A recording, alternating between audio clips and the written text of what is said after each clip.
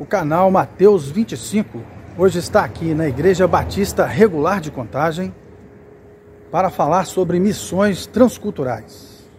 E nesse momento nós vamos falar especificamente dos índios, essas tribos, os primeiros habitantes da nossa nação, do Brasil, essas tribos que muitas delas hoje vivem de forma primitiva e muitos deles ainda não ouviram falar de Jesus.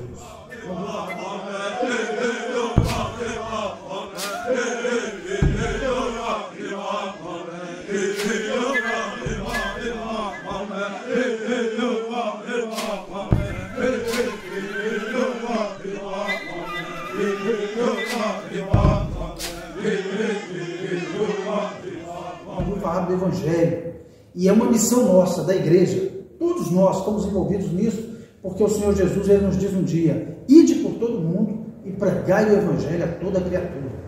Então, para falar um pouco sobre isso, sobre como o Evangelho tem chegado nos índios, nessas tribos não alcançadas, nós estamos aqui nesse momento, e o pastor Gervaldo, que é missionário transcultural da missão da Igreja Batista Regular, vai nos falar de um trabalho precioso, muito bom, muito sério, que tem sido feito com os índios da nossa nação. Olá, irmãos, graça e paz a todos. É uma bênção estar aqui com o pastor Jairo. Meu nome é Gervaldo Rodrigues Guzmán. Aí por trás das câmeras auxiliares está minha esposa Gessênia, e é uma bênção realmente. Mas, como o pastor está anunciando, eu trabalho com a missão Batista Regular. Gostaria de esclarecer, para que tenhamos uma melhor compreensão, que as igrejas Batista Regular, elas fazem missões transcultural em diversos lugares do Brasil e do mundo, como Índia, China e outros lugares, África, através de várias agências. Nós temos descentralizados várias agências. E no meu caso, eu trabalho com o apoio de várias igrejas nossas, outras igrejas amigas, co-irmãos, outras denominações, exatamente nos esforçando para alcançar os povos indígenas no estado de Roraima, parte desse ministério dentro da Venezuela, na fronteira, também na Guiana Inglesa e no Amazonas. Muito interessante esse aspecto, né? O pastor está se apresentando, um pastor missionário, faz um trabalho maravilhoso com os indígenas da nossa nação, especialmente ali na região amazônica. E nós vemos que a nível de tantos trabalhos que eu vejo aí na minha caminhada na igreja, nas missões também, né? Porque eu trabalho aí com capelania, com missões urbanas, e já vi muitos ministérios que são muito interessantes, que a gente aos poucos vai trazendo aqui para o canal. E é um momento muito estratégico a hora que Deus toca no coração de uma pessoa, para que ela possa entender que o Espírito Santo está chamando ela para trabalhar com um ministério específico, que Deus está querendo que ela vá para um determinado campo ou para um ministério onde ele vai lidar com um público bem distinto, com um trabalho bem específico. E eu queria saber, pastor, como é que você sentiu que Deus queria inicialmente que você fosse trabalhar com missões? Certo, irmão. É importante voltar um pouquinho na história, né? Eu acredito que Deus começou a tocar o meu coração ainda na infância. Eu vivi muito em regiões de fazendas, espécie de quilombos aqui no interior do nosso estado, onde basicamente eu fui criado e muito próximo de comunidades indígenas e quilombola, até pela origem, a descendência. Minha mãe, que vem de descendência machacali, meu pai de origem portuguesa, minha mãe de descendência machacali e africana. Então a gente convivia nessa região. E quando eu vim para a cidade, já na adolescência, para tentar estudar, eu conheci a Bíblia. Alguém deu uma Bíblia de presente para minha mãe, embora eles não tinham muito interesse, eu comecei a ler a Bíblia. E eu disse aqui para o pastor que eu sentia vocação para 3 funções, tinha aptidão para 3 funções profissionais exclusivas: mecânica pesada, sempre mexi com tratores, motosserra, essa coisa no mato, e também militar. Cheguei a servir o exército após a devida vinda para a cidade, e também o sacerdócio. Meus familiares, as pessoas com quem eu convivia lá no interior, acreditavam que eu tinha jeito para o sacerdócio católico. Nós cultuávamos um catolicismo ritualista de origem portuguesa e africana, e isso me fazia entender que realmente eu deveria investir um pouco da minha vida nessa área. Mas chegando na cidade, eu me frustrei, eu entendi que eu estava no caminho errado, sobretudo quando conheci a palavra de Deus. O pastor disse aqui uma frase que deve ser chave na nossa vida. Como que o Espírito Santo toca, como que o Espírito Santo agiu. Enfim, eu creio que é exatamente aí. O Espírito Santo de Deus já estava trabalhando no meu coração para essa área. Após algum tempo na cidade, agora já alcançando a maioridade, eu me mudei para São Paulo em busca de trabalho e estudo. E ali eu conheci o Evangelho. Achei um folheto na rua, uma mensagem de salvação e aceitei o Senhor Jesus. Irmãos, por isso eu entendo que Deus vinha trabalhando no meu coração desde a infância ou adolescência. Ao conhecer a Bíblia, ao conhecer os irmãos, ao conhecer a igreja, a mensagem de salvação, os primeiros impactos que vinham ao meu coração era exatamente o meu povo, lá no interior, onde nunca tínhamos visto um pastor, onde nunca tínhamos visto um missionário, não tínhamos uma Bíblia sequer, ninguém conhecia a mensagem de salvação em Jesus Cristo. E eu continuei então com aquele pensamento de que um dia, se eu voltasse, eu iria trabalhar com os grupos da minha região. E me firmando na igreja, a Igreja Batista Regular, ela tem projetos missionários específicos e ela eventualmente trabalha também em parceria com outras denominações e outras organizações. Quando eu cheguei aqui, por exemplo, nessa mesma igreja, pastor, em 90, essa igreja tinha um alvo de preparar um rapaz ou uma moça para alcançar povos isolados. Eles oravam pelo povo Quechua, na Argentina, inclusive, orava pelos guaranis, e aqui eu encontrei esse desafio para o preparo missionário. Então essa igreja me enviou para o seminário, eu fui enviado para um instituto bíblico que prepara homens e mulheres especificamente para um mundo não alcançado. Né? Para a gente ver como que esse trabalho é sério. Quanto tempo, pastor, você se preparou para poder... Você já conhecia, né? Você já vem desse meio, você já é descendente de índio, eu não sabia disso, né? Já é descendente de índio. Você tem familiares indígenas, a sua primeira esposa era indígena, você tem filhos que praticamente nasceram no meio indígena, né? E além disso, você se preparou. Quanto tempo? Pastor, o preparo, ele é indispensável. O irmão disse aí uma frase que nós temos que ter muito cuidado. Há muita gente que age no entusiasmo. Eu não posso subjugar algum irmão ou irmã quando diz que o Espírito Santo está movendo o coração dela. Jamais subjugaria. Agora, nós entendemos que Deus vai capacitar sim. Tem aquela frasezinha lá, né, que Deus não chama o capacitado, ele capacita o chamado, né? Às vezes se faz uma interpretação equivocada dessa frase. Se Deus chamou, Deus vai capacitar. E não tem como pregar o Evangelho, trabalhar com tradução sem a capacitação acadêmica, teológica, em todas as áreas necessárias. Nosso preparo ele pode durar entre 5 a 7 anos, às vezes até mais. Nós vamos ao seminário, um seminário adequadamente para esse tipo de ministério. Nós temos vários institutos pelo Brasil e fora do Brasil. Então, inicialmente, são 4 anos de um curso teológico habilitado em missiologia transcultural. Precisamos do curso de teologia porque como vamos pregar a Bíblia, traduzir a Bíblia, sem conhecer a Bíblia, sem um curso teológico? É necessário que o missionário que é chamado para a obra transcultural faça um curso técnico em linguística. Isso pode ser entre 6 meses a 1 ano e meio. Nós trabalhamos com vários, com principalmente 2 institutos. Gente, só para dar uma ênfase ao que o pastor missionário está falando aqui. Então, você veja bem, nós hoje temos que nos preparar e estarmos habilitados para realizar a obra em regiões, povos não alcançados. Então, o missionário vai lá e vai fazer um curso onde eu já vi falar do trabalho do missionário aqui, da missão batista regular, mas tem várias igrejas que trabalham também. E ele está indo lá com esse curso de linguística e ele vai entender que língua que é essa do índio. Ele vai ensinar o índio a sua própria língua. Fala assim, olha, o índio vai escrever a sua língua. Exatamente. E depois a ler o que ele escreveu. E depois que ele fizer tudo isso, ele vai pegar a Bíblia e vai poder ler. Isso é um trabalho fantástico. É um trabalho maravilhoso, porque essa tribo, ela está tendo, eles estão ensinando para ela, assim, olha, o que você faz e fala é isso aqui, é o que está sendo ensinado para essas tribos não alcançadas, né? Então, é assim, é algo que vai fazer uma diferença histórica na vida dessas pessoas.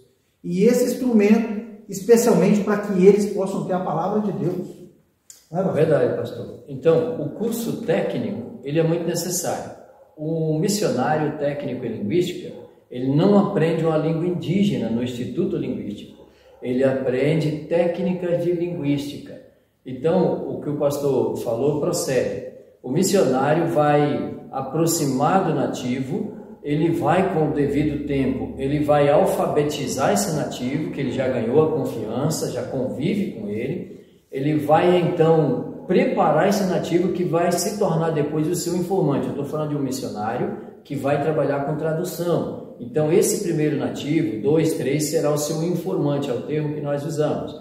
Depois ele começa a traduzir pequenas porções. É importante se dizer, pastor, que o Novo Testamento não fica pronto em menos de 25, 30 anos de trabalho. E também o trabalho inicial de tradução do missionário não é o trabalho definitivo. Qualquer texto que ele comece a trabalhar será submetido a consultorias linguísticas. Quem vai produzir, na verdade, o produto final lá, o Novo Testamento, o texto apropriado, é o doutor em linguística, é o cientista em linguística, é um homem que é versado em teologias, é versado nas línguas originais, é versado em antropologia, enfim, nas ciências necessárias para que a palavra de Deus seja traduzida de modo fidedigno, de modo também inerrante. Então é um trabalho para a vida toda, na verdade, né? Então, quanto ao preparo, fazemos o seminário, fazemos um curso linguístico, fazemos um curso de sobrevivência na selva, fazemos eventualmente um curso básico em enfermagem, por exemplo. Foi muito comum. Sobrevivência na selva também? Sim, você tem que saber, por exemplo, se a canoa quebrar, se o avião tem que fazer um pouso forçado, se está proibido construir uma pista e você vai descer de hidroavião. Se você, por exemplo, chegar na selva, o pessoal gosta muito de falar em sobrevivência na selva, né, pastor? Aí, por exemplo, você chega na selva, você ficou perdido ali, você vai ter que saber ali o que você pode comer, o que você não pode comer. Exatamente, pode haver incidentes e acidentes diversos. Por exemplo, nos mais de 20 anos que eu trabalho com missões aos indígenas, eu não tenho lembrança de quantas vezes eu tive que fazer um parto. O missionário não é só um pastor para aquele povo. Muitas vezes ele é o médico, ele é o conselheiro, ele é o professor de carpintaria, vai ajudar a ensinar o índio a fazer uma casa melhor. E quando a criança é picada de cobra, geralmente eles correm para o missionário. Então fazemos também um curso básico, ou muitos fazem um curso completo de enfermagem, até para que ele tenha mais embasamento jurídico apropriado para viver no meio daquele povo. Não é essa questão dos usos e costumes deles lá, vai ter costume nosso que eles vão achar muito estranho, e vai ter coisas deles lá, né, que nós vamos ter dificuldade, né? Então, por exemplo, vai ter uma diferença do povo não alcançado, isolado, mais primitivo, e daquele que está mais aculturado, né? Que já evoluiu de alguma forma, mantendo a sua cultura. Mas, por exemplo, como é que é a alimentação? Uma pessoa da cidade teria dificuldade de chegar assim em uma aldeia e olhar a alimentação dos índios? Porque isso é algo que todo, vamos dizer, todo homem branco pensa, né? Como é que é a alimentação dos índios? Não é esse choque. E quanto a nós, aos irmãos aqui da cidade, qualquer não indígena, que nunca acessou uma comunidade indígena, vai ser difícil realmente, exatamente porque lá não tem as coisas que nós estamos acostumados. E, em geral, os povos indígenas não costumam comer ovos, por exemplo, né? Os povos indígenas costumam comer leite, costumam comer pão, essas coisas. Com exceção... O povo indígena, normalmente, uma aldeia, eles não têm galinheiro, né? Não tem, não produz essas coisas. Nem todos têm animais domésticos. A gente tem que lembrar das exceções. Tem muitas comunidades indígenas que vivem próximo, né, dos municípios. Por exemplo, no Mato Grosso, você tem lá os terenas, que você tem professores, médicos, tem a estação de rádio lá dentro de uma aldeia terena. É um povo bastante aculturado, mas isso não reflete o todo. O Brasil tem quase 1 milhão de índios, embora se fale pouco mais de 700 mil, são quase 1 milhão de indígenas, né? São, como eu já disse, mais de 190 e tantas etnias diferentes em lugares bastante inusitados e diferentes. Então, os irmãos, quando vão lá, ou quaisquer outras pessoas, o choque é isso, porque ele vai chegar, às vezes vai ser muito bem recebido por uma família, que quer que você coloque a sua rede, lembra, não tem cama, né? Vai colocar uma rede para você ali no local, mas ele está acostumado a comer mochila, um caldo de uma lagarta, parecendo aquela lagarta de coco, né? Cozinha, tira a pele dela, bota pimenta, e aquilo é comida para ele, de melhor qualidade. Ele está acostumado, como os povos mais fechados, Yanomamis e outros, comer um quen, né? Um caldo de carne de macaco que matou na semana passada, e diga-se de passagem, não tem sal nem geladeira, né? Então ele foi muqueado ali.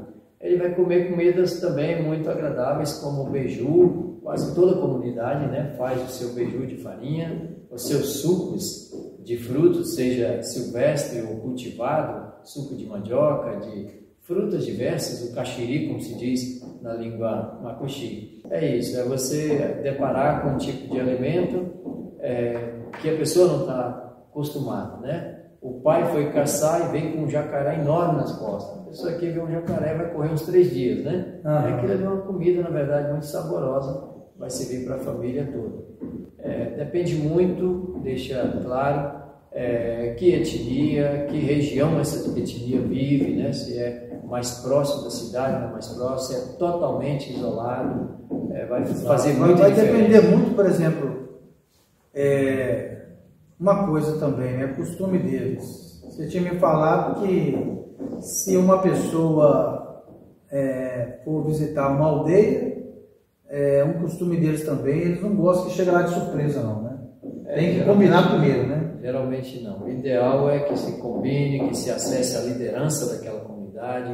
A aldeia, região norte, sempre tem um tuxaua. Na Venezuela sempre tem um capitão, capitã, né? Vai ter um capitão, vai ter segundo capitão. É interessante que na Venezuela é mais comum a liderança feminina, né? Mulheres que são caciques ou capitã, como se diz. Então você está ali de passagem ou vai para aventurar. O tuxaua é o cacique. É um cacique, na maioria das línguas do estado de Roraima.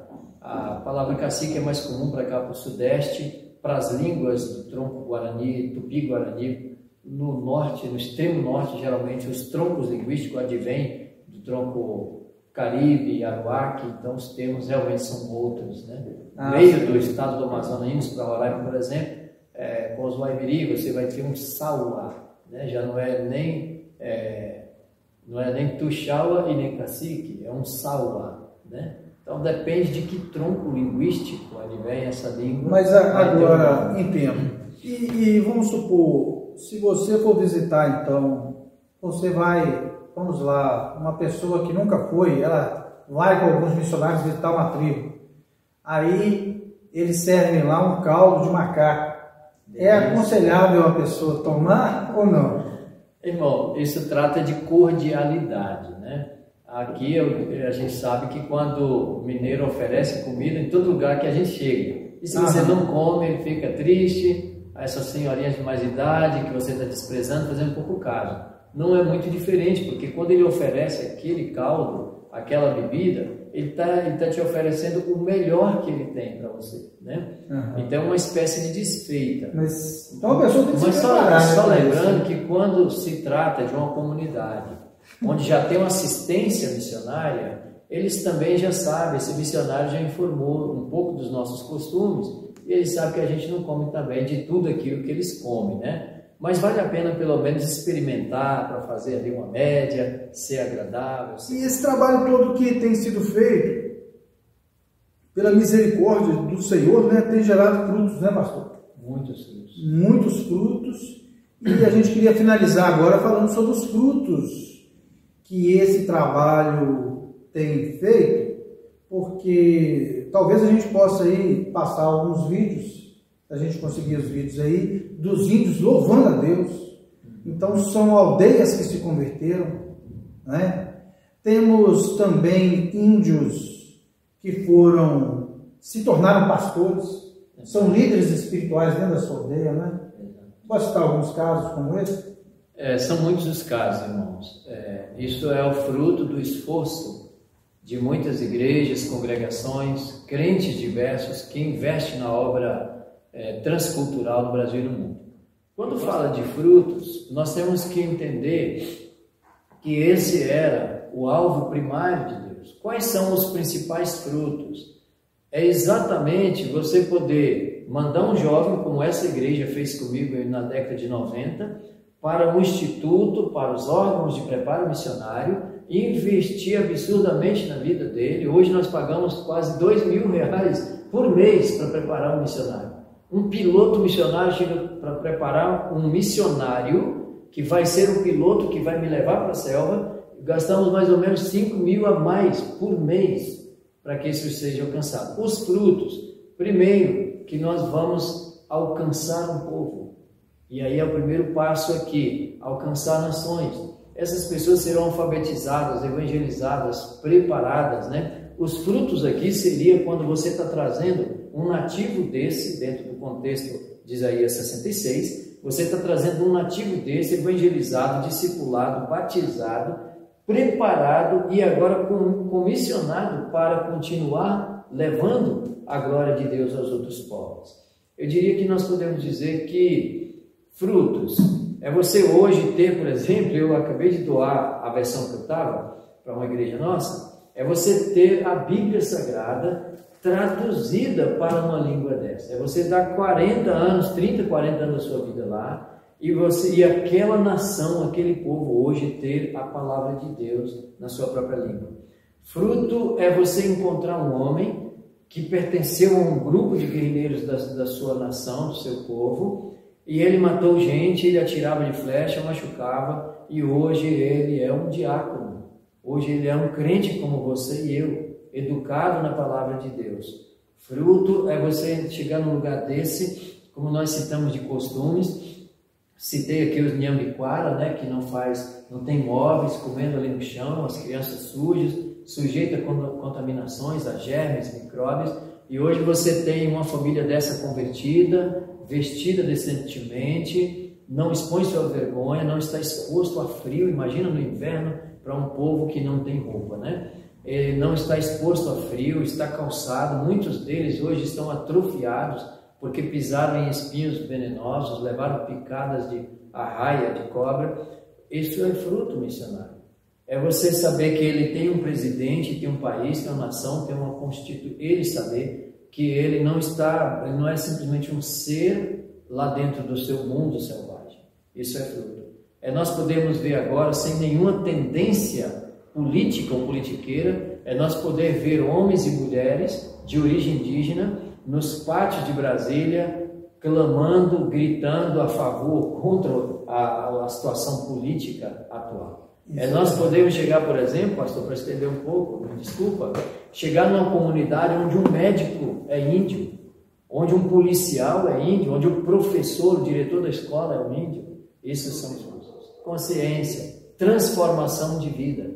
Eu gosto de citar aquela frase que os livros comuns são necessários. Acabamos de falar de preparo técnico, acadêmico. Os livros são necessários, mas os livros comuns apenas nos informam. E só a Bíblia transforma.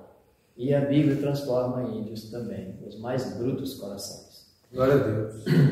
Então, gente, esse foi... Eu agradeço ao missionário, pastor e missionário Gervaldo. Se a gente fosse falar de missões aqui, a gente ia ter que gravar um vídeo aí de 6 horas para mais, né?